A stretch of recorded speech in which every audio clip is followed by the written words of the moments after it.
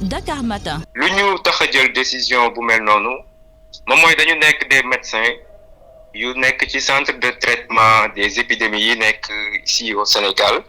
Maintenant on a vu que depuis ñu commencé liggéey bi nekk sur le terrain à partir du 27 mars ba léegi dañ ñu doon jox li nga xamante ne nii moom la ñu yelloo woon ak ministère. Voilà lu mel ni suñu rémunération ñu dem ba ci biir ñu toog tey jii nii compté nañ plus de 50 jours, c'est-à-dire plus d'un mois, je peux dire 2 mois jotuñu li nga xamante ne ni moom lañ doon jot. Sur ce si lañ commencé gisee ak autorités yi nga xamante ne nii ñoom la ñu amoon benn accord, maanaam accord verbal. Comme gis nañ leen et li ñu wax aussi dalul xel parce que bi ñu gisantee ak ki ñu mujjanteel gis démb moom mooy DRH, directeur des ressources humaines du ministère de la santé et de l'action sociale, dafa yëkkati ay kàddu yoo xamante ni nii kenn xaarewu ko woon ci moom jëmale ko teg ko ci médecin yi nekk fi ñuy fajee ñi am feebar bu ñuy wax coronavirus. Li mu wax moom mooy actuellement ministère de la santé maanaam xamuñu sequñu benn contrat ak moom, donc waruñu ñu fay li nga xamante ni moom la ñuy revendiquer. Bu mu waxee loolu bon nekk na lu ñu bett parce que ñoom ñoo ñu yëkkati woon dem teg ñu ci centre yi doon ñu fay ba à un moment donné le 3 mai la ñu gëj a jot lépp lu jëm ci wàllu xaalis ci foofu noonu ci centre de traitement yi. Bi mu yëkkatee wax yu mel noonu ñun xamal nañ ñu ko ne lii nii c'était des choses qui étaient déjà acquis lu ñu amoon la ba pare parce que yéen a ngi ñu doon fay.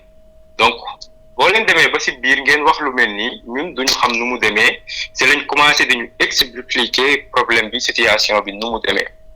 Lu ñu wax moom mooy que la COUS, c'est-à-dire la direction administrative et générale des équipements bi nekk biir ministère de la santé moom moo ñu jëloon te lim ñu doon fayee dem nañ ba xaalis boobu noonu jeex, donc mënatuñ ñu fay.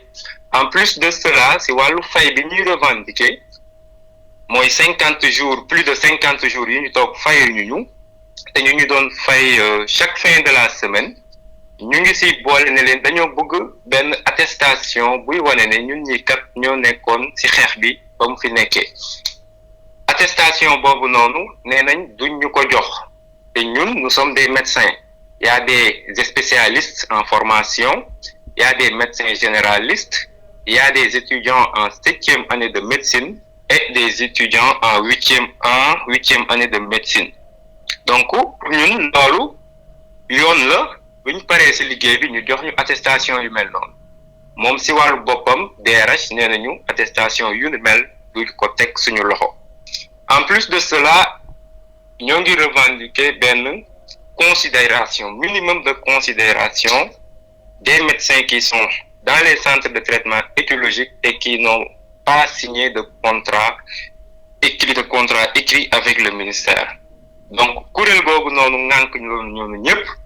Lu tax tey jii nii ñu toog suñu kër ne duñu dem liggéey parce que jotuñu li nga xamante ne nii moom mooy payoor googu noonu ak attestation yooyu noonu ñu leen di laaj ak le minimum de respect ci médecins yi nekk foofu noonu. Bu ma ko résumer en quelque sorte ñetti points yooyu noonu ce sont les points les plus sensibles dans notre plateforme revendicative. Léegi nag xëyuñu rek.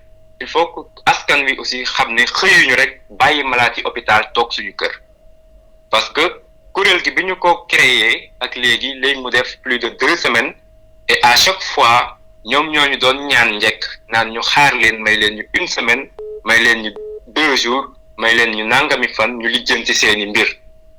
Donc ñoom ñoo ñu ñaan loolu ba nga xamante ne nii nag démb gis nañu DRH mu yëkkati propos yooyu noonu nga xamante ne nii wax dëgg fa yàlla ñoo ngi koy ñaawlu trop.